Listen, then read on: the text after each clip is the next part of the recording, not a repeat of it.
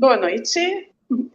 Boa noite, doutor João Marcelo. Boa noite, Marcos Vinícius. Boa noite.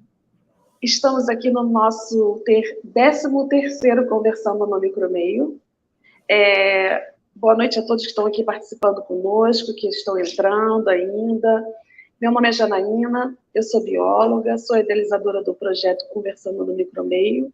Esse projeto tem o objetivo de divulgar a ciência, né, da melhor forma possível, combater as fake news, né, a gente conseguir, ser um canal... Política não, sem política. Isso.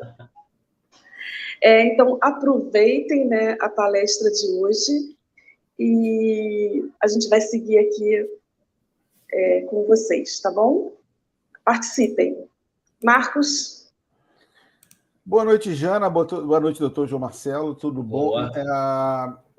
Mais uma vez estamos aqui, todo mundo que está nessa quarta-feira, no final de julho, todos preparados para voltar a trabalho semana que vem, ou nessa semana. Quem está engarrafado vai ver a nossa live depois no YouTube, não deixe de ir lá. Mais de 12 mil pessoas frequentam a nossa página no Instagram. Para nós é um prazer. Como a Janaína falou e falamos durante a semana, a nossa missão aqui é divulgar a ciência, né? Então, o foco da gente é trabalhar em cima da ciência básica, ciência avançada, né? Como a Jana falou na segunda-feira, os cientistas brasileiros que não devem nada aos americanos, franceses e outros. Então, o nosso papel aqui é divulgar. Por isso que trouxemos hoje o doutor João Marcelo, lá de Roraima. Então, o doutor Marcelo é quase internacional, ele está quase internacional. O doutor Marcelo é biomédico, microbiologista, atualmente trabalha na Faculdade Claretiano, em Boa Vista, Roraima, e vai falar para a gente de um assunto que realmente é um assunto que de vez em quando surge aqui, né, Jana, na nossa live, que é o raciocínio no uso dos meios de cultura, na rotina de microbiologia. Acho bem interessante porque a gente vai num assunto às vezes muito avançado, né? Ontem não, que eu não estava aqui, mas na segunda-feira, a gente estava falando de biologia molecular, né? Malditoff, biomol e blá, blá, blá, blá, mas, né, o doutor Marcelo vai falar isso com certeza. Não adianta você que tem o Malditoff ou biologia molecular se a tua microbiologia básica não é direita, vai estar tudo errado. E lá no final, você vai falar que o Malditoff não presta, mas, na verdade, a sua microbiologia básica não foi bem feita. Então, doutor Marcelo, a próxima hora é sua aqui dentro da live da gente. Pessoal, faça as perguntas, a gente vai entrar aqui no meio ou no final para poder o doutor Marcelo responder. E essa próxima hora, 1h15, é sua, doutor Marcelo. Muito obrigado. Imagina, eu que agradeço a oportunidade de trocar essa ideia com vocês. Fico super feliz porque é uma oportunidade de divulgar a ciência, né? Como vocês falaram agora no início. E nós que estamos no laboratório todos os dias, a gente sempre pensa na possibilidade de alguma forma, tentar economizar, de tentar otimizar, né? Não economizar apenas para não gastar, mas economizar, inclusive, tempo para que o paciente tenha mais chances, né? Porque a gente sabe que as infecções bacterianas, elas são muito rápidas, né? A gente tem ela acontecendo aqui, mas somente depois vem a suspeita. E se é uma infecção fúngica, por exemplo, o médico não vai pensar num primeiro momento na infecção fúngica, ele sempre vai pensar na infecção viral e bacteriana, e aí quando isso não acontece, aí que vem a suspeita da infecção fúngica. Então, tudo isso parte do princípio de que a gente precisa de um microbiologista bem preparado no laboratório, né? Para que ele consiga, de fato, otimizar a rotina, para que essa rotina seja certeira, para que ela tenha um direcionamento, né? E mais uma vez eu repito, não um direcionamento somente para a economia do laboratório, mas um direcionamento para que o paciente tenha um resultado melhor, cada vez melhor, né? Eu gosto de falar sempre que é muito bacana a gente pensar em formas de raciocinar, né? A gente raciocinar na microbiologia é fundamental. E quando eu for apresentar os slides, vocês vão ver que a ideia é sempre tentar investigar o micro-organismo por meio da característica dele, porque isso é fundamental no processo de visualização, né? Eu sempre faço vídeo lá no Instagram tentando brincar um pouco com isso, mas a ideia é sempre assim, olha, a gente precisa conhecer a bactéria antes das provas bioquímicas, né? Antes das provas que elas podem apresentar, porque querendo ou não, o metabolismo delas pode mudar um pouco, né? E a gente precisa reconhecer ela enquanto colônia, né? Opa, essa colônia é característica desse grupo, né? Essa produção de gás aqui muito grande é característica daquele outro grupo, e poucas bactérias fazem isso, então se fez isso, é um grupo mais restrito, vamos buscar os incomuns, e se eu estou diante de um incomum, será que ele é contaminante ou será que ele realmente é patógeno? Né? E tudo isso é uma forma de raciocinar, né? Então, os meios de cultura ajudam demais. Eu vou apresentar o slide aqui para que vocês possam ter uma dimensão um pouco de tudo isso que eu queria trazer. Vocês conseguem ver o slide, né? Como os meninos falaram agora há pouco, a ideia é falar sobre a importância do uso dos meios de cultura na rotina da bacteriologia, e como amante da micologia, apesar do negligenciamento substancial que essa ciência sofre, eu não posso deixar de falar o quanto que a micologia é fundamental também nesses processos. Por que eu falo isso, né, da micologia também?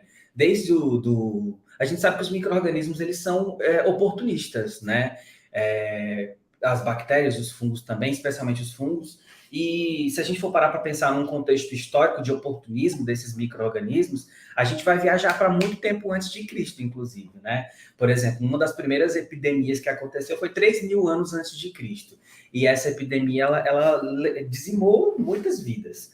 E se a gente avançar nessa história, a gente vai ver, por exemplo, no Império Romano, um monte de outras epidemias acontecendo, e essas epidemias levando mais vidas, né? E essa história não é diferente do que a gente tem vivido hoje, né? Por exemplo, lá no Império Romano, a gente tinha os micro-organismos sendo disseminados para cidades ali nas proximidades, né?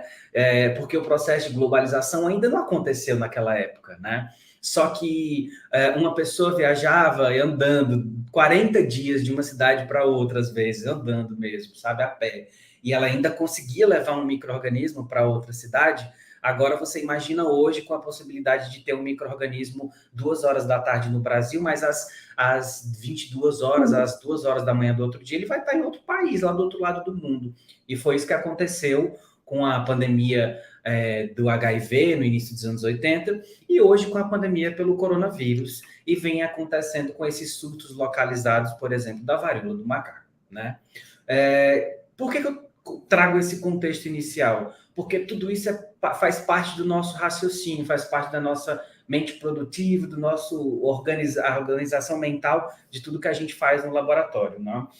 E para trabalhar com a microbiologia não é diferente. Eu sei que vocês têm falado de assuntos avançados, a gente trabalha com isso, e isso é muito importante, mas a essência da microbiologia sempre foi, e basicamente sempre será, o meio de cultura. A gente avança, por exemplo, com o mal de Toff, com outras metodologias relacionadas à biologia molecular, mas de alguma forma eu preciso muitas vezes ter o micro-organismo crescido, né? E o meio de cultura surgiu para isso, né? Então, eu queria partir do princípio básico, né? O que é o meio de cultura? O que são os meios de cultura? Eu costumo classificar os meios de cultura de uma forma muito simples. É um grupo de substratos orgânicos e, às vezes, misturados com substratos inorgânicos que dão condição de nutrição de um micro-organismo in vitro, né? Está escrito até equivocado ali. In vitro. Então, os meios de cultura são isso, são um conjunto de componentes que vai fazer com que o micro-organismo, obviamente, cresça, né, dentro dessa cultura, muito semelhante à forma como ele estava produzindo doença, né, causando infecção no corpo humano. Outra coisa que é muito importante a gente perceber nesse primeiro momento, antes de avançar nos meios de cultura, é que a história dos meios de cultura também ela é larga, né? Inicialmente, nós não tínhamos o meio de cultura bonito, como que a gente está vendo aqui, né? Esse agar, sangue, com as colônias bem grandes, inclusive, produzindo hemólise, ou seja, a bactéria tem hemolisinas, e isso já pode me levar a um determinado raciocínio, né? Então, quando a gente pensa nos meios de cultura há 40, 60 anos atrás, a gente não tinha esse meio de cultura sólido, então as bactérias cresciam no caldo, né? E a partir do momento em que começou a se adicionar essa gelatina, né, esse componente gelatinoso, a gente consegue ver as características das colônias, né? E observar a característica da colônia é extremamente fundamental. Por quê? Porque é por meio da característica que eu tenho muitas ideias, né? Por exemplo, se a bactéria cresce no agar-sangue, como é esse exemplo que eu estou mostrando aqui na foto, e ela produz hemólise, você muito provavelmente está diante de um gram positivo, né? Ok, pode ser que sim, mas pode ser também que seja um gram negativo, tudo bem. Mas aí você já raciocinou, opa, produtor de hemólise já pode ser um grupo específico, né? Pode ser um gram positivo ali. E essa característica de colônia me leva a crer, né? Apesar de que está contra a luz, mas pode ser que essa colônia seja um pouco esbranquiçada, um branco porcelana, isso já me leva para um grupo, para o Staphylococcus aureus, por exemplo, né? Mas é claro que isso são raciocínios iniciais, as colônias são grandes, isso tudo facilita muito. Mas sabe o que não facilita? É quando você não consegue raciocinar e pensar assim, será que isso é um Staphylococcus aureus mesmo? Por que pode ser questionar? Porque você pode não saber de onde veio. Se você não sabe sobre o paciente, se você não sabe sobre a cultura, se você não tem noção inicial de onde aquela colônia veio, aquela bactéria foi isolada, ela pode ser simplesmente um contaminante. Afinal, Staphylococcus tem em todo lugar, né? Ainda mais se não tiver pura aquele isolamento. Se aquele isolamento não está puro, ele já pode oferecer um risco duvidoso aí de que, na verdade, isso não é bem o que você pensava. Para avançar um pouquinho, eu queria falar um pouquinho sobre a apresentação física dos meios de cultura, né? Então, a gente tem consistências diferentes. A gente tem os meios de culturas líquidos, que são os meios de cultura, obviamente, sem agar nenhum, sem um componente gelatinoso nenhum, que são os caldos, os famosos caldo malonato, caldo ureia, por exemplo, caldo lisina, arginina, ornitina, né? Os semissólidos, que são excelentes para a gente estudar, por exemplo, a motilidade, né, do micro-organismo, que tem uma quantidade pequena de agar, e os meios de cultura sólidos, como o agar-sangue, que eu mostrei agora há pouco. E outra coisa que é muito legal é a gente observar para que servem os meios de cultura, né? A gente já sabe, é para crescer o micro-organismo. A formulação dele é feita para dar condição de crescimento ao micro-organismo. Então, naquele meio de cultura que vem ali naquele frasco, ele vem com diferentes fontes de açúcar, diferentes fontes de nitrogênio, peptona de diferentes tecidos, por exemplo, sais minerais, às vezes sais biliares, componentes de livre demanda e necessidade, e o agar, que é o nosso componente gelatinoso. Quando eu falo sobre esse componente de livre demanda e necessidade, muitas pessoas ficam em dúvida, mas que componentes são esses? Uai, qualquer coisa. Por exemplo, o que é um componente de livre demanda? É um componente que você, inclusive, pode adicionar ao seu meio, né? Tem gente que adora, isso é segredo, mas tem gente que adora adicionar alguns ácidos graxos que ficam meio mais bonito, né? Tem gente que adora adicionar alguns aminoácidos, algumas coisas assim. Isso é formulação, é livre demanda. Desde que você saiba que aquele micro-organismo utiliza isso, está perfeito a sua formulação, o seu incremento àquela formulação básica. Mas você pode ter um meio de cultura para fungo, como o agar saburro, e o agar saburro, a gente sabe que por mais que ele seja para fungo, ele também vai crescer bactéria, né?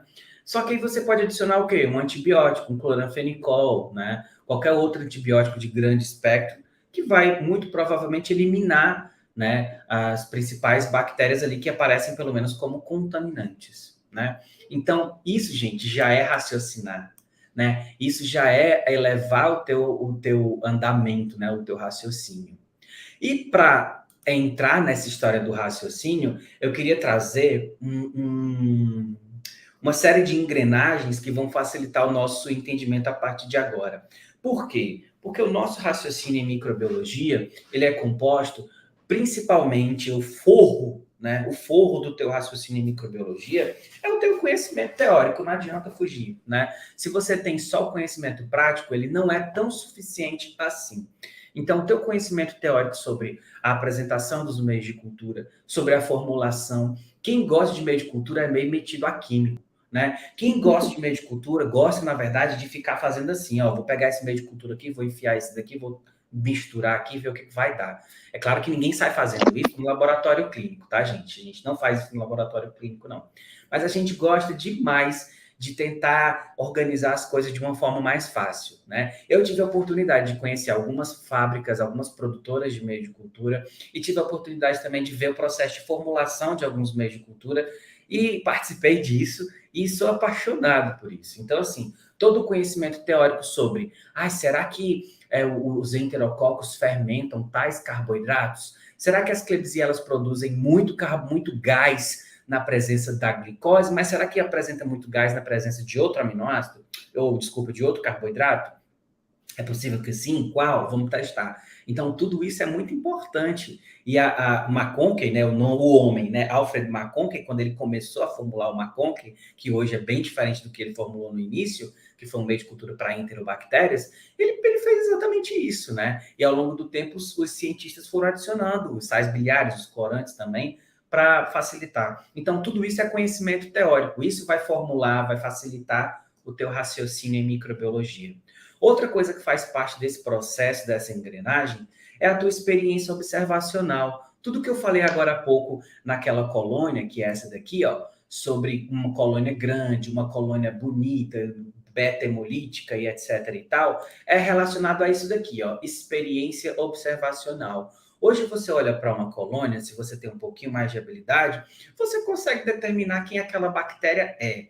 Por quê? Porque você viu, somente observou aquilo ali e ela sempre aparece daquela cor, então é Pseudomonas sempre que for verde? Não.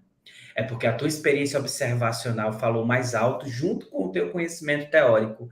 Porque a teoria diz que as Pseudomonas podem ser acinzentadas, pode ser verde-limão, verde-bandeira, verde-oliva, verde, todos os tipos de verde possível, mas também pode ser azul. Pode ter uma tonalidade meio prateada, né? Parece que tem uma coisa prateada ali em cima das colônias. Então, tudo isso é conhecimento teórico e observacional prático também. Mas sabe o que é mais observacional e mais experiência prática ainda?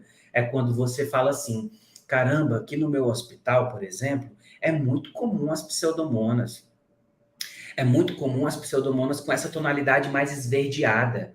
Aí, do nada, aparece uma Pseudomonas muito escura, e aí você fala, ué, mas será que veio daqui? Aí quando você vai investigar, se você não é curioso, você não vai atrás disso, não. Mas quando você vai investigar, você vai ver que, opa, não, foi um paciente que chegou agora, foi um paciente que veio transferido, né? Então ele trouxe uma característica epidemiológica de outro local. E isso fortalece o teu raciocínio em microbiologia.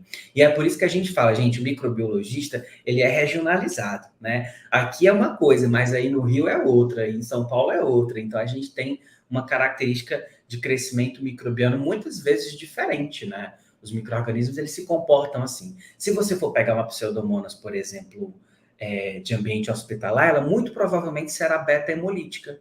Mas de uma Pseudomonas que muitas vezes você isola da água, de qualquer outro lugar, nem sempre elas têm essas características, né? E beta-hemólise é uma característica, não necessariamente de virulência, né? Ela pode ser considerada? Pode, mas não é necessariamente. Afinal, quando você tem uma beta-hemólise, é que aquela bactéria quis quebrar aquele eritrócito em busca de quê? De nutriente. Qual é o principal nutriente do metabolismo bacteriano? Um dos principais, na verdade.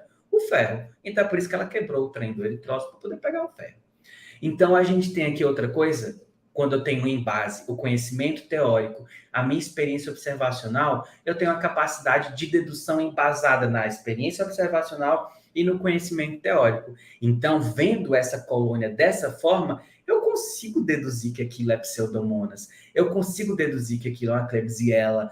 Produziu muito gás. É Klebsiella mesmo, é muito característico. Fermentou todos os carboidratos possíveis, produziu um monte de gás, subiu o TSI. Klebsiella, ponto. Não tem muito o que se discutir, não. A gente vai discutir também, claro. Então, para reforçar um pouco mais esse nosso raciocínio em microbiologia, eu vou chamar vocês para a gente descer um pouquinho e a gente vai avançar no conhecimento teórico, no raciocínio para o conhecimento teórico, que vai levar a gente para onde? Para o estudo do metabolismo dos micro-organismos. É extremamente importante falar sobre o metabolismo deles, porque assim como você conhece as pessoas, por exemplo, eu não como carne. Mas por que, Marcelo? Porque você não gosta? Todo mundo faz essa pergunta. Você não come carne por quê? Porque você é vegetariano? Não. Porque você é vegano? Não. E por que você não comeu? Eu tenho que falar porque eu não quero, né? Eu não como carne porque eu não gosto. Comi carne, não gostei, não comi. Assim como alguém prova uma fruta e não gostou. Assim como alguém que come um bolo e não gosta, né? Então, o metabolismo é isso, né? Eu como uma coisa que me faz mal no meu estômago. A outra pessoa come e já se sente bem. Metabolismo é isso. Então, conhecer o metabolismo microbiano é ficar oferecendo nutriente. Põe esse carboidrato para ver se ela fermenta. Dá esse aminoácido para ver se ela consegue descarboxilar esse aminoácido, né? E aí é assim que a gente vai construindo o perfil do metabolismo microbiano. A diversidade microbiana, né, a Escherichia coli que está no meu intestino, muito provavelmente é diferente da Escherichia coli que eu estou isolando no ambiente hospitalar. Outra coisa que é muito importante é as diferenças nas atividades enzimáticas. Por quê? Porque cada bactéria pode produzir uma enzima. Algumas têm enzima urease, mas não tem as outras, fenilalanina e outra não tem. Então, isso faz parte do nosso raciocínio, né? Quando você vê, por exemplo, uma bactéria que foi capaz de descarboxilar a lisina e tem todo um perfil metabólico compatível com alguém que você já viu, você vai direto para aquela bactéria, né? Então, isso que é muito importante. E ficar atento, pessoal, à taxonomia dos micro-organismos. A taxonomia dos micro-organismos muda de vez em quando, né? Por que muda, né? Porque as bactérias, elas mudam um pouco o raciocínio, né? A gente muda um pouco os raciocínios, na verdade. Vou dar um exemplo. Antigamente não, mas assim, há uns 3 anos atrás, às vezes 5 anos atrás, eu não sei ao certo, era muito comum você fazer um fluxo assim, olha. Se a minha bactéria é uma enterobactéria, cresceu no macônquio, é uma enterobactéria, e ela não é móvel, as possibilidades de termos uma Klebsiella é grande. Porque as Klebsiellas todas são imóveis, né? Só que aí houve uma reclassificação taxonômica de um Enterobacter, a Enterobacter aerogenes, e ele passou a ser chamado de Klebsiella aerogenes. Aí, pra gente que gosta de coisa prática, rápido, opa, se não é móvel, não é, se é móvel, não é Klebsiella, não. Mas agora já não é mais assim. Tem uma Klebsiella aerogenes, que é móvel. E tudo isso é importante porque a gente consegue fazer correlações com os achados clínicos laboratoriais. Será que é compatível? Será que não? Será que tem referência e será que não? Né? Então, vamos avançar mais um pouquinho e tentar elucidar algumas coisas relacionadas à nossa experiência observacional. Por exemplo, as características do crescimento daquela bactéria em diferentes meios é sensacional. Gente, você vê um proteus crescendo num meio de cultura e você vê ele crescendo no outro e você vê crescendo no outro. Se você não tem experiência, o proteus que cresce no CLED e você não tem experiência, você vai achar que aquele que cresceu no sangue é outro. Já o que cresceu no macônquio não é outra bactéria. Porque você precisa raciocinar. Por que o proteus forma aquele véu? Na verdade, Marcelo, o que significa esse tal do swarming, o véu de proteus? O que é isso, né? Na verdade, não é nada mais, nada menos do que ele nadando, né? Se movendo na superfície do meio de cultura. E aí você vê aquele véu formado em cima da placa. Deixa eu ver se tem uma foto de proteus aqui para mostrar fácil. Agora não tem. Já eu vou chegar nela.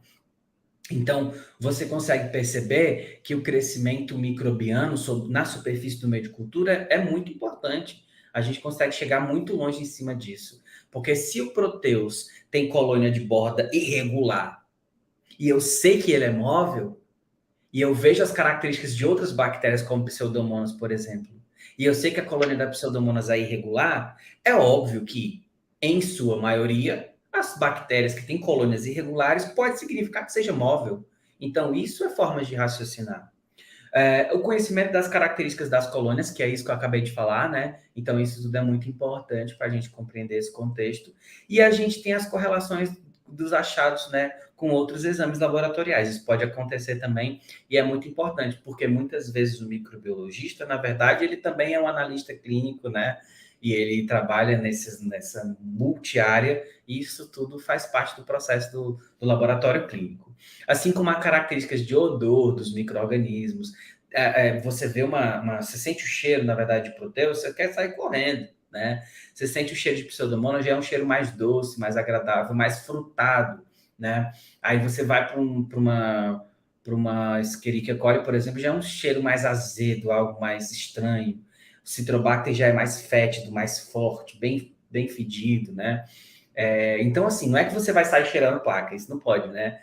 Se pegar uma Neisseria, por exemplo, que faz fácil, você corre um risco sério, né? Mas você pode, ao abrir a placa, né? O cheiro vem no teu nariz, não tem jeito, né? Era uma característica que muitas pessoas usavam, né, no passado, para identificar. E aí a gente vai fortalecer também a nossa capacidade de dedução embasada nessa teoria toda. E aí vem os questionamentos. Dedução é isso, né? Você abre portas para questionamentos. Com que micro-organismo parece esse crescimento? Será que é uma bactéria que cresce de que forma, né? Esse crescimento parece com quem que eu já vi? Não parece com ninguém que eu vi. Então, meu filho, vai para o perfil bioquímico, vai fazer sua série bioquímica de 350 tubos. E esse pigmento que ela mostrou é característico de quê, né? Outra coisa que é muito importante, o nome das bactérias, elas têm uma relação muito, né, muito forte com quem elas são, né? A Cinetobacter, né? Você vê, A é um prefixo de negação, cineto vem de motilidade, né? De sinergia, por exemplo, de cinética, na verdade. E bacter é o finalzinho da palavra e que tem relação com todas as bactérias, na verdade, com bacilos, na verdade, que a primeira bactéria observada na história foi um bacilo. Por isso que bactéria, na verdade, se refere mais a um bacilo do que um coco, muitas vezes, né? Embora o coco seja uma bactéria, obviamente. Então, a Cinetobacter é uma bactéria não móvel, um bacilo não móvel, né? Quando você faz a prova do SIM, você vê que ele não é móvel mesmo, né? Então, o nome da bactéria ele já fala muito sobre quem ela é, né? Algumas bactérias que têm pigmento amarelado, ele já tem um nome que leva a isso, Staphylococcus aureus, muitas vezes, né? Staphylococcus hemolíticos, por quê? Porque também é hemolítico, então nem todo Staphylococcus hemolítico, né? Beta-hemolítico é áureos, né? Pode ser o hemolítico, por exemplo. Então, tudo isso é raciocínio. E quem tem esse perfil bioquímico, né? Você vai ver uma série bioquímica e você vê que aquilo ali não é algo que você conhece de cara, então você vai pensar, uai, mas quem é que tem esse perfil bioquímico aqui? Porque às vezes a gente pensa assim, não, quanto mais provas bioquímicas eu tiver, melhor. Raciocínio errado. Quanto menos provas, melhor. Não é porque você vai negligenciar a identificação, mas é porque às vezes você tendo poucas provas, você corre menos as chances de identificar errado. Vou explicar por quê. Não imaginem que eu estou enlouquecendo, não.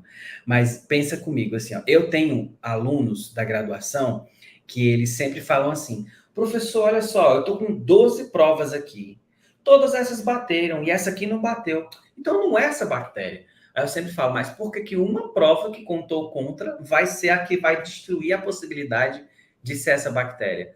Aí eles sempre falam, mas não tem que bater? Não tem que bater 100%, né? É por isso que as tabelas boas para identificação de bactérias são as tabelas que têm porcentagens. Na minha opinião, as tabelas que têm porcentagens, a Escherichia coli é 90% produtora disso, né? Essas tabelas que trazem as porcentagens são muito melhores para mim, porque ele dá capacidade de dedução, dá capacidade de sensibilizar o profissional em raciocinar, né? As tabelas que trazem positivo ou negativo, não faz tanta diferença. Sabe por quê? Porque, na verdade, não é. Você pode ter uma Escherichia coli que é citrato positivo, outro que não é. Por quê? Porque isso é variabilidade do metabolismo dela, né? E a gente tem diferentes perfis de Escherichia coli, tá? É por isso que, às vezes, até a automação, ela tem trabalho em identificar essas bactérias que crescem desse jeito.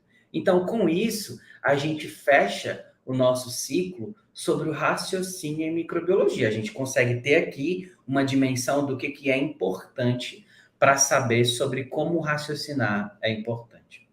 E eu falo sobre isso, sabe por quê? Porque quando eu presto assessoria em microbiologia, é muito comum, especialmente se a assessoria veio de um dono de laboratório. Quando o dono do laboratório pede assessoria, muitas vezes o foco dele é um só: eu quero economia. Por quê? Porque o SUS, a tabela do SUS não é atualizada, porque os convênios não pagam muito bem, pagam bem de jeito nenhum, na verdade, e porque às vezes a gente quer fazer um monte de prova para chegar na bactéria, mas essas provas são muito caras, e o exame não se paga. É por isso que a microbiologia é cara, por isso que ninguém pensa em implantar microbiologia, né? Isso é uma questão de gerenciamento muito importante. Eu sempre falo para os meus alunos, olha, se você quer ser um microbiologista de sucesso, você precisa raciocinar, porque você vai conseguir economizar, e quem trabalha na economia segura é melhor visto, é visto com bons olhos, né? Então, é por isso que a evolução da microbiologia trouxe os conhecidos meios cromogênicos, né? E aí tem uma frase que um amigo meu usa, que é o Lucas, que ele fala assim, usar os meios cromogênicos é ser pop, né? Porque os meios cromogênicos são muito bons para identificar a maioria dos micro-organismos e tudo mais, especialmente de rotinas que faz só coprocultura, urocultura, né?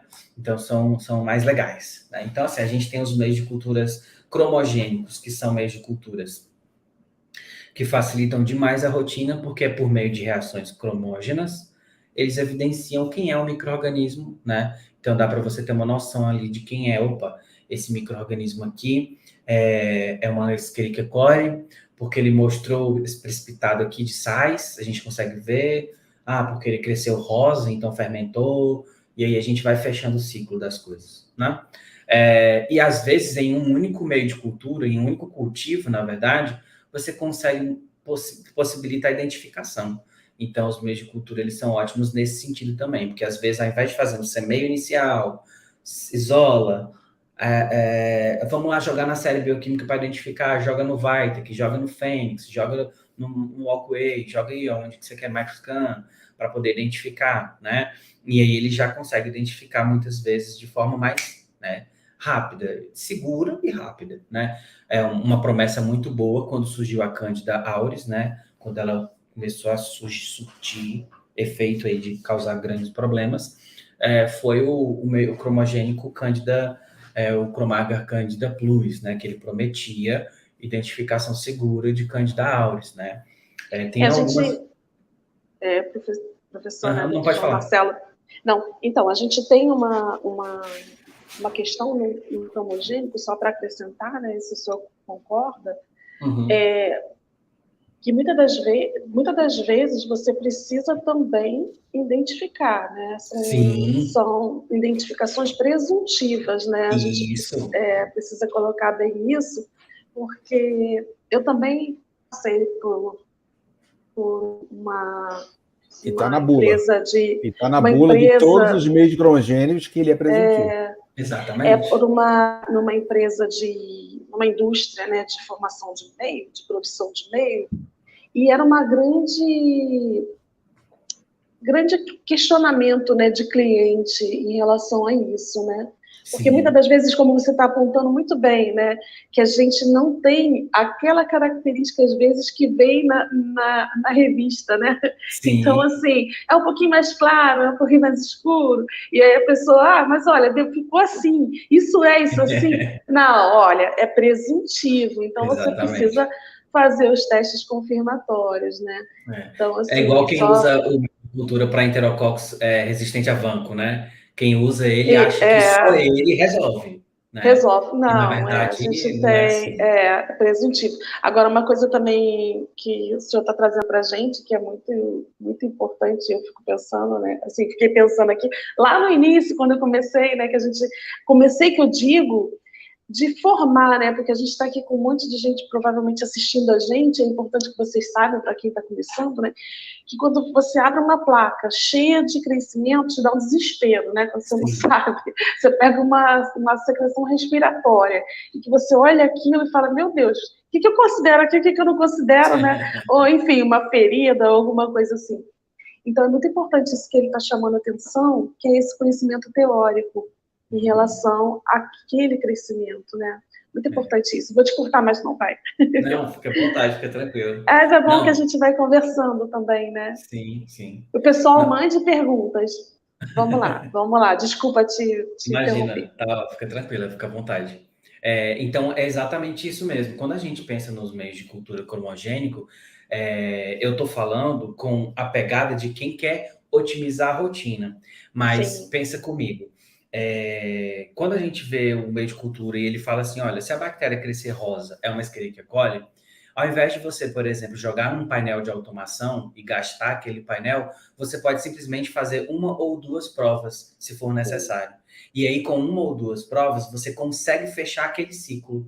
Por quê? Porque ela cresceu característica de Escherichia coli, naquele sítio é comum Escherichia coli, por exemplo, você tem isolados daquele tipo de material com frequência de isolamento de Escherichia coli, a epidemiologia conta a favor, e você fez 2 ou 3 provas que te deixam seguro para ter certeza que há uma Escherichia coli.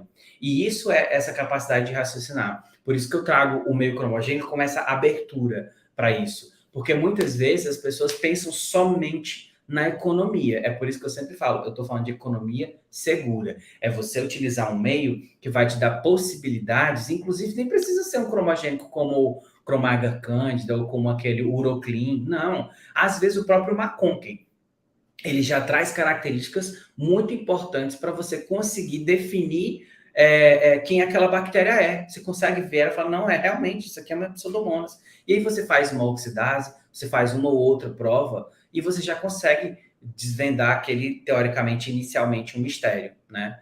Mas é isso mesmo. E eu falo isso exatamente porque tem o Chromagar candida, como eu ia falar agora há pouco, e eu gosto de trazer essa foto, porque ele tem uma característica muito importante no sentido da colônia, né? Uma colônia pequena, uma colônia grande, uma colônia espalhada, uma colônia de qualquer forma. Quando a gente pensa, por exemplo, no meio cromogênico, e agora falando um pouco do Chromagar candida, a gente tem a possibilidade de raciocinar assim, olha, antigamente, né, sei lá, 10, 15, 20 anos atrás, eu não sei, era-se feito um perfil metabólico enorme para se determinar quem era uma determinada levedura, né? Uma cândida. Fazia esse microcultivo, faz-se ainda até hoje, mas o microcultivo, o mais legal de se identificar uma levedura, especialmente uma cândida, era pelo oxonograma, era pelas técnicas de fermentação que você observava, né? Em caldos e tubinho de Duran e tudo mais. Então, por exemplo, na micologia, o meio cromogênico, especialmente para identificação de cândida, ele é basicamente batida de martelo. Muito laboratório faz isso, bate o martelo com o que viu no cromogênico, né? E aí, realmente, abre precedentes para esse tipo de questionamentos. Mas será que era mesmo? Será que é seguro identificar assim, né? Como eu acho que é o Marcos, né? O Marcos comentou, mas na bula do meio fala isso, né? Tem que se atentar. E tem mesmo, né? Porque o próprio fabricante, ele precisa orientar. Ele precisa orientar que aquilo ali é um procedimento em que você vai iniciar o processo de investigação, como no caso dos Enterococcus BRE, que eu falei agora há pouco, né? Então, por exemplo, aqui nessa placa, a gente tem, talvez, 3 ou 4, acho que 3, né? 3 tipos diferentes de cândida, né? Você tem uma cândida com uma coloração aqui, ó, e uma colônia mais contida, uma colônia menor. Você tem uma cândida com uma tonalidade mais escura aqui em cima, esse azul meio metalizado. Você tem uma outra com a colônia de borda irregular, né, menos comum aqui. E eu acho que não tem mais nenhuma outra tão diferente, né? E, em geral, colônias um pouco mais secas, não tão úmidas, né, como as colônias de bactéria que a gente tem costume de ver. Então, isso daqui, é óbvio que nós não pegamos um material desse jeito, né? Isso aqui era um teste de controle de qualidade que a gente estava fazendo para mostrar para o cliente que o Chromagar candida, por exemplo, estava ok do lote que ele tinha comprado, né? E a gente tinha as cepas da TCCs. Então, percebam quanto que o meio cromogênico ele é uma ferramenta útil nesse processo inicial, né? E quando eu penso no raciocínio, deixa eu só pegar aqui para vocês verem, quando eu penso no raciocínio, por exemplo, eu lembro muito disso daqui, né? Você tem um HXLD, né, que tem xilose, que tem lisina, né, que faz a descarbonização aqui, e a gente vê, por exemplo, algumas colônias, deixa eu só pegar a minha caneta aqui, a gente vê, por exemplo, algumas colônias com centro escuro, esse meio aqui é uma excelente alternativa ao Agar-SS, né, o Agar Salmonella Shigella. Ele é um meio de cultura que, na minha opinião, ele recupera muito, muito pouco ou muito mal Shigella. Eu tenho dificuldades de recuperar Shigella nele. Às vezes eu tenho uma cepa isolada de Shigella e eu misturo com alguma outra coisa e parece que rouba o nutriente dela, ela não consegue crescer muito bem. Mas é óbvio que na maioria que cresce. Só que, assim, às vezes dá trabalho. E o XLD é um dos meios de cultura que o pessoal gosta muito de usar em alternativa ao SS, porque ele recupera muito bem as salmonelas, por conta do precipitado do enegrecimento aqui, a produção de H2S, e as colônias que não produzem, inicialmente já subentende que não são salmonela, né? E especialmente porque veio de material fecal, e quem é importante no material fecal, né? São essas duas inicialmente. Então, eu coloco até aqui que ele recupera muito bem Shigella, são boas observações, e que por conta da fermentação da xilose, da descarbonização da lisina e a produção de H2S auxilia muito na identificação primária das Shigella e das salmonelas, tá? Dos micro-organismos, a maioria das vezes não patogênicos, que em alguns momentos nem crescem, né? Outro meio que o pessoal gosta muito de usar é o tem muita gente que gosta de criar um fluxo em microbiologia assim. eu tive um crescimento em água-sangue, e as colônias são menores, são mais branquinhas, não são tão porcelana como os Staphylococcus aureus são, e não produziu hemólise, eu acredito que seja Staphylococcus epidermidis. Se pensa muito isso. Aí colocam ele no manitol, né? Manitol salgado. Eu não tenho uma foto do manitol aqui. E aí colocam no manitol salgado. Aí tudo bem, colocou no manitol salgado, a gente já começa a ter uma dimensão. Bem, o Staphylococcus aureus é um dos únicos, não é o único, mas é um dos únicos que consegue, além de crescer num meio extremamente salgado, ele consegue ainda fermentar o manitol, né? Que é um álcool, um açúcar. E aí ele consegue fermentar o manitol, né? Então isso mostra que a gente consegue ter essa presunção aí. Mas mesmo assim, o manitol salgado não pode ser usado para determinação. Ele é fermentador de manitol, então tudo bem. Ele veio lá do H-sangue com produção de hemólise e ele está no manitol salgado e ele conseguiu fermentar o manitol. E ainda antes de crescer lá, antes de eu ver, eu consegui ver que era uma bactéria que era catalase positiva, então tudo bem, aqui eu já fechei, já é um Staphylococcus aureus aqui. Tem que ter calma, né? Cadê a prova da coagulase, né? Se é possível fazer, faça outras provas adicionais, né? Ou então não corra o risco de tentar determinar a espécie. É muito mais útil um Staphylococcus SPP, que cabe ao médico, com base naquela identificação, com base no perfil de sensibilidade aos antimicrobianos, determinar o tratamento e considerar aquilo como patógeno ou não, do que você liberar um Staphylococcus hemolíticos, um Staphylococcus epidermidis, e ele nem conhecer aquela espécie e ficar sem saber o que fazer, né? Com o risco de ligar para o laboratório e falar, e aí, gente, me ajuda, pelo amor de Deus, né? E aqui eu trouxe, para a gente já ir começando a finalizar, eu trouxe algumas formas, né, que a gente pode utilizar para o crescimento de bactérias em meios de cultura que a gente conhece, né, como o McConkey, por exemplo. Então aqui eu trouxe uma placa de McConkey com crescimento de 4 bactérias diferentes, inclusive uma delas causando um caos, né, que é o Proteus. Aqui foi os meninos do laboratório falaram assim, professor, como que a gente faz para ver as diferenças entre elas assim num lugar só? Eu falei, pega as bactérias e semeia na mesma placa. Vocês podem misturar numa solução salina e semear para ver, ou semear cada um num quadrantezinho, né? E aí eles fizeram essa proeza com McConkey, perdão, e colocando um Proteus, né? E aí o Proteus, gente, é esse aqui, ó, né? Você consegue perceber que ele cresceu um véu aqui, outro véu aqui. Aí o que acontece? Ele contaminou a Klebsiella que está aqui e ele nem deixou a Escherichia coli crescer aqui. A Escherichia coli só conseguiu crescer aqui do lado, né? Quando a gente aproxima essa imagem, a gente consegue ver o véu do Proteus aqui melhor formado, né? Algumas cepas de Proteus não produzem um véu tão grande assim, né? Mas outras sim, outras conseguem. Aqui a Escherichia coli, por exemplo, algumas cresceram bem pequenininhas, né? Isso é uma disputa nutricional. O Proteus cresceu por cima ali, já era, né? E as colônias de Escherichia coli são um pouquinho mais avermelhadas, né? Elas são um rosa bem mais forte. Ao contrário do rosa da Klebsiella, né? Que é menos forte, obviamente por conta da fermentação aqui, né? Dos sais mistos, perdão.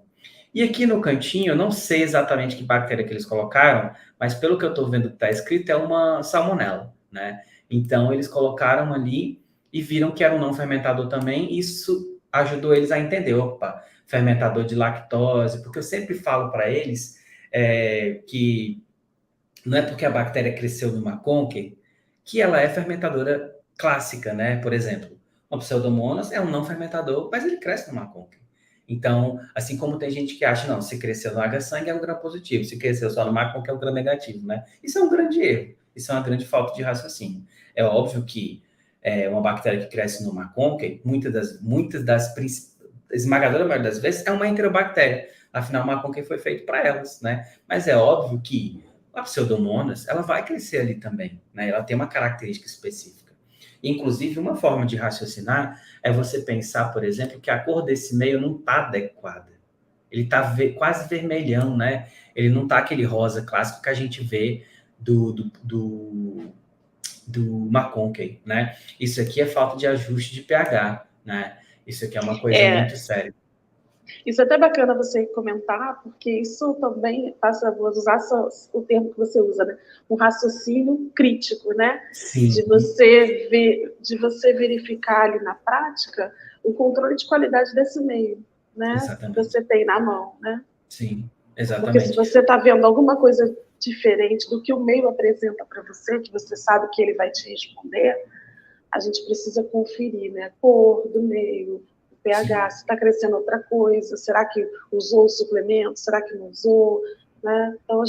Então o microbiologista que eu estou gostando bastante é esse o diferencial quando a gente fala em relação aos outros setores, né? É o tempo todo a gente faz uma pesquisa, né? Se a gente parar para... É muito bom. Sim, não, mas é isso mesmo. Porque você acaba percebendo, por exemplo, a qualidade do profissional que está ali, né? Porque você vê, por exemplo, um meio de cultura, e aí você vê o meio de cultura que ele tem uma cor, mas acaba aparecendo outra cor, e você não sabe, mas peraí, é um lote diferente, é um fabricante diferente, ou foi o pH desse meio que não foi ajustado? Eu sei que não é muito comum a gente ter a preparação dos meios de cultura in-house, né? Hoje não acontece muito isso. Mas para quem faz, aí sim que você tem que se tornar o alquimista, né? O cara que vai atrás mesmo da química do meio de cultura. Precisa mesmo. E aqui eu queria mostrar um Agar SS, né? Todo mundo fala em Agar SS, que inclusive está com uma corzinha um pouco diferente, mas o Agar SS é somente para Salmonella e Shigella. Não é bem assim. O que vocês estão vendo aqui, na verdade, é apenas uma Klebsiella, mas, é apenas uma salmonela que está aqui, né? Ela precipitou muito bem, mostrou muito bem a produção de sulfeto de hidrogênio, eu consigo ver, mas aqui nós temos um contaminado, né? Vou mostrar para vocês aqui, ó, um contaminado entre Klebsiella e Escherichia coli, ó, a colônia bem mais avermelhadinha, né? Então nós temos uma Klebsiella junto de uma Escherichia coli aqui. E nesse outro canto, aqui a salmonella que eu mostrei, e aqui nesse outro canto, somente a Escherichia coli, né? Então, você consegue perceber, ela está um pouco maior agora, você consegue perceber aqui que não é porque o meio ele leva o nome Salmonella e Shigella que ele vai ter somente, só vai conseguir recuperar aquelas ali, né? E não é bem assim. Outra prova que eu gosto muito de mostrar, outro meio que eu gosto muito de mostrar, é o Macon com crescimento de serrácea, né? As serráceas, elas são produtoras desse pigmento avermelhado, e quando você deixa ela numa temperatura um pouco maior do que os 37 graus, às vezes até por um pouco mais de 24 horas, elas ficam assim, bem avermelhadas. E esse pigmento é muito característico. Às vezes você coloca, isso aqui é um Miller Hinton, né? Até no Miller Hinton, nessas mesmas condições de crescimento, ela apresentou as mesmas características, né? Produziu esse pigmento avermelhado e que é muito característico de serrácea. Já aqui, foi uma placa lá no laboratório, que é claro que eu recebo lá no laboratório muito estagiário, né? E os meninos que estão no início de processo de formação, eles não têm ainda essa capacidade de raciocinar desenvolvida, né? Essa habilidade ainda não está muito clara. E quando eles viram essa placa, eles falaram assim, professor, eu acho que aqui tem mais de um tipo de bactéria, né? Porque tem aqui em cima tem um negócio que não tá rosa e aqui já tá rosa, né? Aí eu tive que explicar para eles que aqui, na verdade, quando a gente tem essa parte aqui de cima, em que não tá tão rosado como eles viram aqui na cauda, é porque, na verdade, tem muita disputa de nutrição. Não deu tempo de ninguém fermentar nada ali, né? Não deu tempo de produzir os ácidos. Então, acaba não mostrando diferente da cauda. Afinal, é da cauda que a gente pega o material para isolar. É das colônias isoladas, na verdade, que a gente pega o material da colônia para poder fazer a identificação, né? Então, isso é uma coisa que eles aprenderam nesse dia. E, pasmem vocês ou não sei se vocês já tiveram essa experiência, mas, por exemplo, recentemente, deve ter mais ou menos um mês, eu prestei uma assessoria em que estava com muita dificuldade de identificação, vai ter que dando sempre inconclusivo, e gastando muito painel, e aí quando eu fui acompanhar eles de perto, eles tiravam o material para poder fazer a diluição do Vitek de onde começava o isolamento.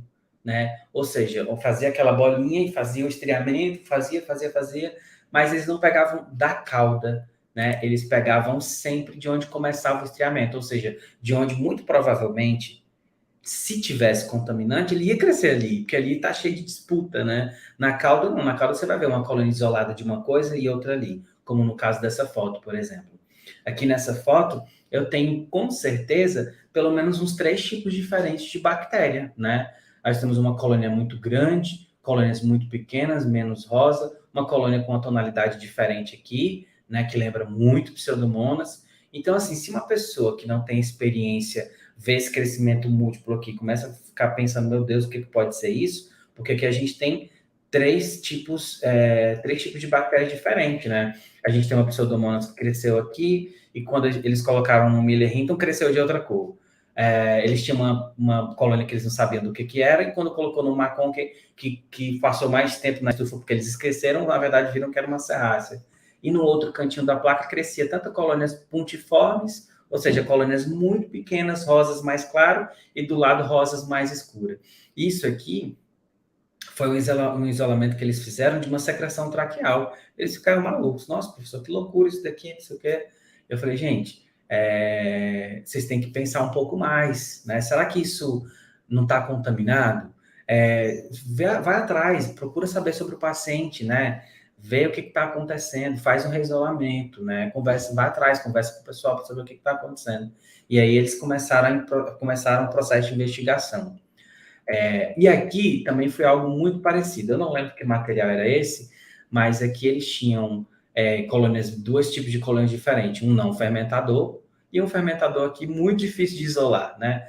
Eles não estavam conseguindo isolar, não estavam, porque as colônias do não fermentador de lactose, né, estavam bem isoladas. Agora, as colônias do fermentador de lactose estava difícil de isolar, né? Estava num lugarzinho ruim aqui. Então, o que eu orientei? Não conseguiram isolar. Sempre que fazia o reisolamento, dava bagunçado. Eles conseguiam isolar o não fermentador de lactose, mas o fermentador de lactose não dava certo. Aí eu falei assim, faz o seguinte, pega só uma coloninha, suspende numa solução salina e ressemeia por quantitativo, semeadura quantitativa. Faz isso para ver se vocês conseguem. E foi a partir daí que eles conseguiram fazer esse isolamento. Foi a partir daí que eles conseguiram recuperar as colônias fermentadoras e não fermentadoras de forma mais satisfatória, né? Isso facilitou demais a rotina deles. E essa também, obviamente, é uma forma de raciocinar. Você consegue chegar mais longe com uma simples técnica, uma simples coisinha que você pensou ali na hora e resolveu muito a tua vida. Então, era basicamente isso que eu queria mostrar para vocês, né? São fotos que contam histórias vividas e compartilhamento de experiência, para focar sempre nisso, assim, na ideia de você pensar sempre antes de agir, se organizar para fazer o que você quer, para organizar o procedimento que você vai fazer e conseguir chegar no resultado mais rápido, mas também um resultado útil, né? Um resultado que tenha sentido para o paciente. Muito obrigada, perfeito. Acho que o raciocínio vai desde o início, né, de que na escolha do meio, no material que a gente vai semear, né, porque quando a gente pega o material, e aí, aonde a gente vai colocar, lembrando qual é o patógeno que a gente quer isolar, sempre, sim, né? E a gente tem ali determinado qual o patógeno, e a gente vai buscar nos meios disponíveis para a gente. Onde eu vou encontrar esses patógenos, né, de acordo com o metabolismo, com tudo isso. Uhum. Mas eu vou... Tem pergunta, Júlia? Eu deixo sempre a pergunta para o pessoal. Tem sim, tem uma da Bruna. Ela pergunta, os meios cromogênicos é para BGN ou para qualquer um?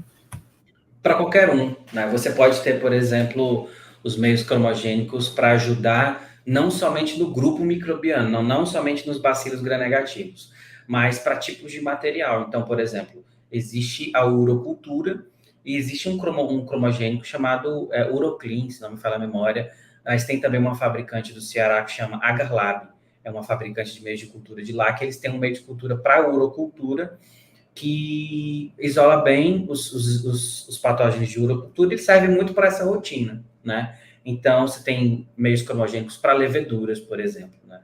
Então, isso é bem diferente. Eu vou Meio ficar abusada, resistência. porque como você Para disse, resistência. vou ficar abusada, porque como você disse que as bactérias têm diferenças regionais, né, Marcos? Vamos ficar abusada aqui no Rio? Gente, ele está falando de Roraima, a gente está falando do Rio de Janeiro. É muito bacana essa troca, eu acho que é muito bacana essa troca, né, de experiência, até por conta de como é que se trabalha em outros lugares. Sim. Mas, assim, aqui no Rio, a gente usa normalmente os laboratórios clínicos utilizam o cromogênico para urinocultura, e aí tem para CCIH, né, para fazer cultura de vigilância, muito, porque aí vem as resistências, então, assim, tanto para gram positivo quanto para gram negativo, enterococo resistente a vanco, MRSA, fala aí, Marcos, KPC para gram negativo, no caso, né, a gente tem vários meios, né? né? Então, e no caso para as culturas de vigilância, e tem também o cromogênico para Cândida, né, que a gente, na verdade, a Cândida, depois da Cândida auris, e assim, já vinha, né, por conta da questão de antibiótico, as resistências... Especialmente em rotinas especializadas, né? Pessoal da infectologia. Exato. Isso, resistências diferenciadas, então se tornou cada vez mais importante chegar à espécie, né, da Cândida. Antigamente, né, eu liberava a Cândida SP para muitos materiais e agora não mais, a gente precisa identificar, mas praticamente é isso. A Bruna, o professor respondeu, né, então não só para bastonete gram-negativo, mas para gram-positivo também. Sim. Tem mais perguntas, Júlia? Eu só ia fazer um comentário antes, assim, que você falou sobre a questão da rotina, né, regionalizada. Por exemplo, aqui a gente tem um hospital que eles trabalham, o pessoal da infectologia trabalha com o pessoal, com os portadores de HIV, e eles têm alguns casos frequentes de criptococose. E aí, eles não tinham condição de identificação de criptococos a nível de espécie. Então, eles não conseguiam chegar para saber se era criptococcus gat ou neoformas, né? E aí o meu mestrado foi nisso, né? Então eu tinha alguma experiência para mostrar para eles, e eu falei para eles assim, gente, ó, ureia ajuda, não é a única coisa, mas ajuda. Agora tem um meio que ajuda demais. É um meio que a gente pode fazer aqui no laboratório. Foi na feirinha, comprou semente de níger, formulou o meio no laboratório, e a gente sabe que a esmagadora maioria das espécies de criptococcus, as únicas produtoras de melanina são GAT e neoformas. Então, a gente já consegue ajudar isso, né? E a gente sabia do CGB, só que muito caro, não tem formulado para comprar. E eu falei, vamos comprar canavanina e vamos fazer no laboratório. E aí seguindo com o Chum, e acabou ajudando demais. Conseguiu fazer isso muito fácil. Vem com conhecimento teórico, né? O microbiologista não para de estudar, na verdade, né? Assim, é constante, não tem como. A mudança, até como você disse, né, na nomenclatura, na taxonomia, o tempo todo, né? E eu sempre digo para o pessoal que trabalha mais jovem, né, comigo, tudo tem exceção, né, professor João Marcelo, né? Assim, tudo tem exceção. Você encontra uma coisa, mas tem exceção. Então, assim, a gente não pode, eu sempre costumo dizer esse exemplo, né, porque foi um exemplo que na época que eu era muito mais jovem, que era uma Neisseria gonorreia no olho. Então, quando você pega uma ocular para ler, e você visualiza uma Neisseria gonorreia, você não imagina, né, e fala assim, não é isso, não, esse material está errado, né, assim, alguma coisa assim. Então, a gente ainda tem que pensar nisso, né, que muitas das vezes o que a gente vai encontrar não é habitual, né? Pode, mas não é habitual, né? Que a gente está vendo sempre. Já está convidado para falar sobre criptococos. Já está convidado para falar de criptococos, é bem interessante. Eu acho que cripto, na verdade, é o alarme de qualquer laboratório. Isso aqui parece um cripto, aí todo mundo, criptococos, vem aqui ver, né? A gente passa inclusive, os meninos, quando pegam um caso assim, não tem, vão fazer nanquim, aí não consegue ver, não sabe fazer a diluição certinha. Eu falo, gente, vocês precisam fazer nanquim, faz o GRAM, Cryptococcus no gram, me perdoem os micologistas, é muito mais bonito do que pelo nanquim, gente. Né? É bonito demais de ver. Você vê a levedura é muito grande, você vê a cápsula, é mais fácil de ver também. Então, assim, eu vou não acho que o protocolo não é somente o nanquim. Você vai fazer, chegou um líquor, suspeita do quê? Você pode fazer o gram, porque você vai ver bactéria, você vai ver fungo. Se você tiver um nanquim, tudo bem, vai ser alguma coisa ali que já vai te ajudar demais. Eu recentemente falei com uma pesquisadora, falando pelo micromeio, né? E ela disse para mim assim: eu trabalho com os renegados, que é os parasitas e os fungos. Micromeio não renega ninguém, né, Marcos Vinícius? Todo mundo é bem-vindo, né? Todo mundo é bem-vindo. A gente está bem-vindo nos fungos. O doutor Paulo Murilo passou por aqui já falamos diversas de fungos, vezes, já falamos de né? protozoários. De protozoários, a gente não renega ninguém, assim, a bactéria, enfim. Eu puxo para a bactéria, gente, porque a minha experiência maior em bacteriologia clínica, então quando vocês olham no micromeio, tem muito mais parte clínica, mas por conta de experiência e poder falar sobre aquilo que a gente sabe, né, assim. Sim. E de vez em quando eu dou meus pitacos na micologia e na virologia tem uma pessoa, né, que a gente recorre, que é a Carmen, que está aqui de vez em quando com a gente, conversando, que é virologista. Mas, fora isso, assim, a gente não renega ninguém. Tem mais perguntas, Júlia? Tem uma agora, da Maria Lúcia. Ela pergunta: já tem algum meio cromogênico para Candida auris? Então, foi o que eu comentei agora há pouco, né? Tem um meio que ele promete ajudar a identificar a Candida auris, né? Mas não é um meio específico. Mas a melhor forma mesmo é biologia molecular para diferenciar, não tem jeito. Maria Lúcia entrou depois, atrasada, que ela comentou. Maria Lúcia, muito obrigada pela sua presença novamente. Ela quase que faz parte aqui do micromeio com a gente, ela está sempre com a gente. Ela já participou de uma live que eu disponibilizei de alguém, participante, fazer a live comigo, e ela ganhou e se tornou uma amiga. Obrigada. Então, assim, eu queria dizer que você trouxe um conhecimento que me lembrou lá do início, e que eu acho que vai ajudar muitos que estão aqui assistindo, que vão assistir depois, de como é o desenvolvimento da microbiologia, né? O olhar que a gente tem dentro de um setor de microbiologia, né? Mas eu quero, antes de terminar, de encerrar, peraí, mais uma pergunta só. O que você faz com o Proteus quando ele é espaçoso demais? É porque eu fiz uma enquete sobre isso no nosso grupo do Zap, do Micromeio. Quem quiser participar, é só mandar na DM do Instagram. A gente manda o link para participar e a gente teve diversos comentários e tudo mais. E se você tem aí em Roraima, vocês usam algum artifício quando ele invade os outros micro-organismos? Tá. Você fala com relação à recuperação, né? De uma outra colônia. Ele cresceu lá com um estáfilo, né? Aquele estáfilo vai ser importante para mim, que é uma secreção, enfim, que vai ser importante. E eu preciso isolar. Só que ele não larga ninguém, né? Ele além de se esparramar, ele não larga. Ele fica ali junto, cola com a bactéria e não solta. Geralmente eu faço o que eu comentei agora há pouco naquela foto que eu tinha um fermentador e um não fermentador. Eu suspendo ele em solução e faço isolamento. Isolamento? Eu sempre faço isso. Tá. Eu suspendo em salina e faço quantitativo e isolo. E aí, como eu já sei que é um Proteus, eu isolo no CLED, porque eu já sei que ele vai crescer com menos véu, teoricamente, lá. Então, eu consigo fazer o isolamento dele lá e conseguir as duas bactérias isoladas. Perfeito. Eu vou trazer isso para as outras pessoas que vierem ouvir a gente pensar, né? A gente utilizava um disco de astrônomo, fazia isso, essa suspensão, né? Fazia uma suspensão numa salina ali da colônia e passava e botava um disco de astronão.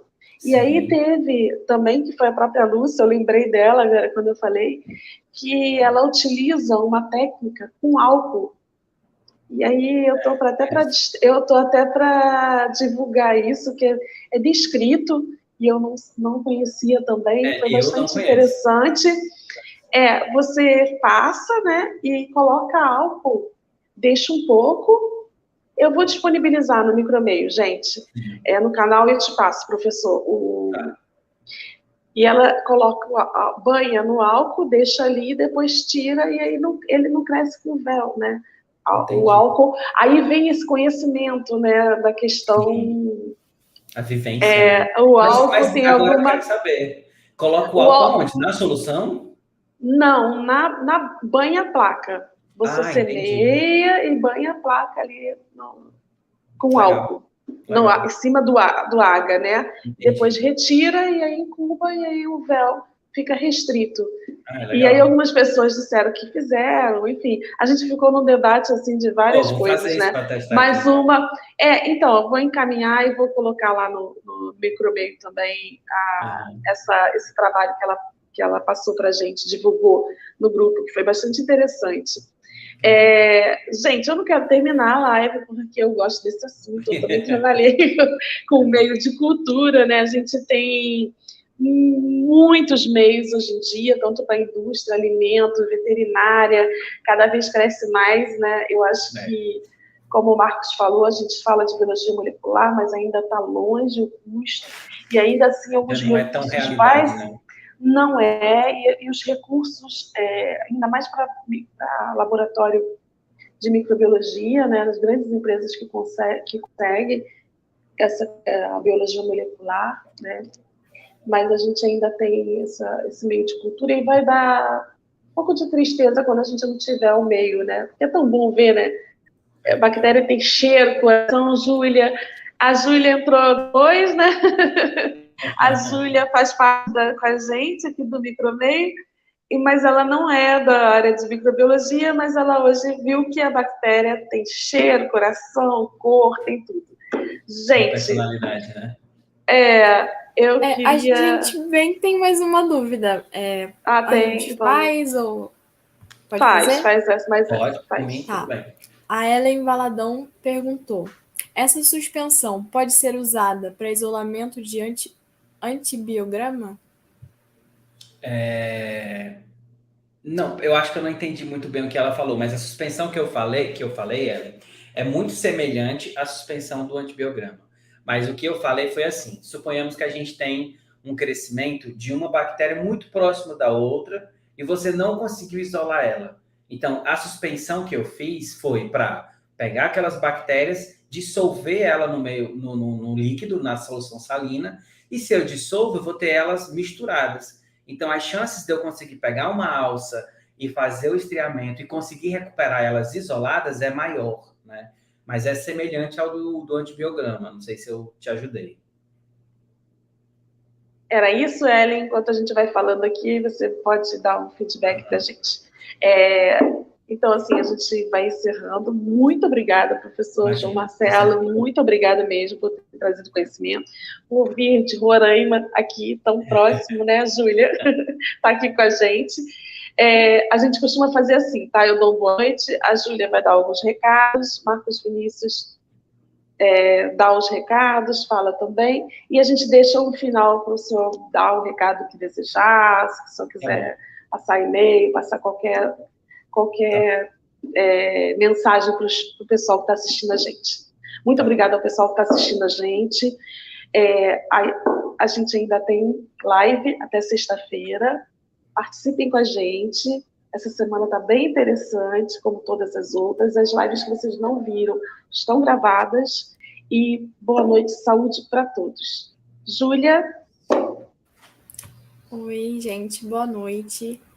Infelizmente, eu perdi o iniciozinho da live por alguns problemas aqui com o computador, mas consegui entrar e então queria agradecer a todos que mandaram mensagem pelo chat aqui, que tiraram dúvidas.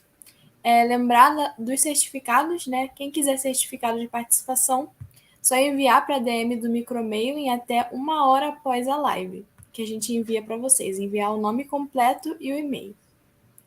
Então é isso, gente. Uma boa noite a todos e até amanhã. Marcos. Muito legal a palestra, acho interessante, deixei a Jana que se empolga, Jana falar, entendeu? Que cada um tem a sua vivência, então se eu for falar, a Jana for falar, a gente vai sair daqui 1h da manhã, entendeu? Verdade. Mas acho que o que o doutor Marcelo falou, é para todo mundo que está aqui, né? O nosso público aqui, alvo, ele é desde estudante até o pessoal que tem PhD, né? Então é interessante para quem tem mais estrada relembrar e discutir com a gente. E é muito interessante o pessoal que está aqui, perguntas aqui da galera que está na bancada, né?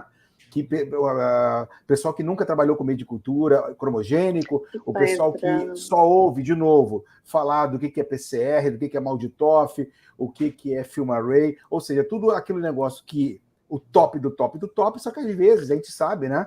O doutor Marcelo sabe disso, é um papo que a gente já teve aqui já com o doutor Nilson lá de Belém, com o Marco Miguel aqui do Fundão. Quando você trabalha com estudante, você tem que fazer o cara pensar, né? Então, pensem... Isso foi muito bacana.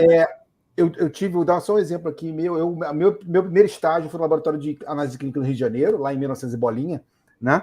E aí, esse meu professor, ele só falou assim, Marcos, faça tudo aqui, vou te ensinar a fazer tudo. Beleza. Depois que eu fiz tudo, né? Eu passei pelo laboratório bioquímica, imuno, micro, hemato. Aí ele falou assim: agora você vai fazer tudo manualmente. Esquece máquina. Então, eu nunca esqueci isso. Eu nunca esqueci isso. Eu tento passar para as pessoas isso, né? Mesmo na época que eu trabalhei com automação em microbiologia, que antes da automação, você tem a micro básica, né? Você tem um GRAM, você tem o plaqueamento. Então, o GRAM é super importante. O plaqueamento no meio de cultura é super importante. Fazer o isolamento, né? O doutor Marcelo perdeu aí 40 minutos falando de isolamento. É importante. Se você não tem uma qualidade de isolamento, esquece o resto. Então, e outra coisa, o pessoal que está estudando, tenha um livro. O microbiologia nunca vai parar, o microbiologista nunca vai parar de estudar. Então, na minha época, se eu comprei o Murray, se eu tinha um Kahneman, né, na minha cabeceira, que era para ver fotografia, porque como a Jana acho que falou, o micro-organismo é um ser vivo. No livro ele vai para a direita, na vida real ele vai para a esquerda, mas ele continua sendo o mesmo micro-organismo. Então a gente só vai saber se é ele se você estudar e comparar o que eu tenho na teoria com a prática, né? Então a automação ela veio ajudar todo mundo, mas a automação sem conhecimento é apertar botão. Não tem nada. Tanto que a automação é grão-dependente muitas vezes. E nós sabemos, né, que algumas etapas do laboratório de análise clínica hoje virou simplesmente o apertar de botão. Né? Então, tipo, vai fazer uma leitura em câmara de Neubauer. Tem gente que hoje nem sabe o que é uma câmara de Neubauer. Né? Então, tipo, você tem que saber a parte manual e teórica para você falar assim, eu aperto hoje um botão, mas eu sei o que aquela máquina está fazendo. Ok? Só para finalizar, só para lembrar isso para todo mundo que é estudante que está aqui na nossa live. Estude, tá bom? Muito obrigado, doutor Marcelo. O fechamento é do senhor.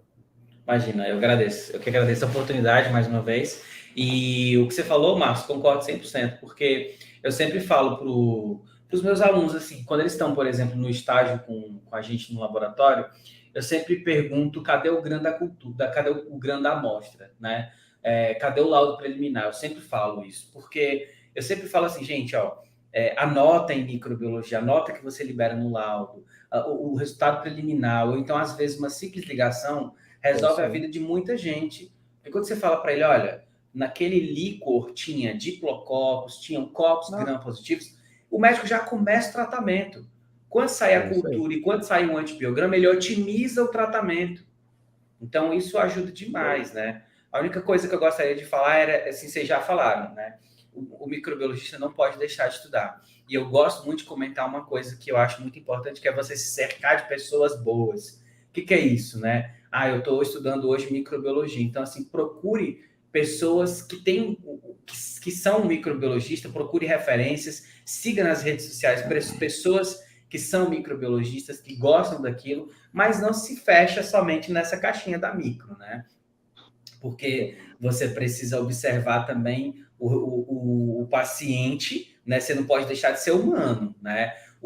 Aquela pessoa, eu já dei aula na medicina da Universidade Estadual aqui, e os meus alunos sempre vinham com essa perspectiva. Eu falo da medicina porque os meninos da biomedicina, da farmácia, não pensavam somente assim. mas os meninos da medicina tinham um problema e que era o quê? Ver a doença e não ver o paciente. Eles sempre viam muito a doença e não viam o paciente. E eu falava assim, tudo bem, mas ele não é mais humano? Ele deixou de ser humano quando ele adquiriu essa doença, quando ele desenvolveu essa doença? Ele tem que pensar no ser humano como ser irrepetível. Não tem outra pessoa como o Marcos igual e ele tem uma função social muito importante, né? Então, todo mundo precisa prestar atenção nisso, né? Não é só a bactéria que eu isolei do fulano, né? É a função que ele tem na sociedade, que se ele vier a falecer, ele vai fazer falta, né? Para a família dele, para todo mundo que é envolvido no processo. Então, assim, enxergar as pessoas como seres humanos, para nunca pensar tanto como robô, né? Para você não perder a capacidade de raciocinar. Perfeito, perfeito. Muito obrigada novamente. Imagina. Júlia, muito obrigada. Marcos Vinícius, muito obrigada. Pessoal que está aqui assistindo a gente, muito obrigada. Boa noite para todos vocês. Amanhã a gente está aqui novamente. Valeu, beijo gente, grande. Obrigado. Saúde, saúde. Obrigada. Valeu. Tchau, tchau.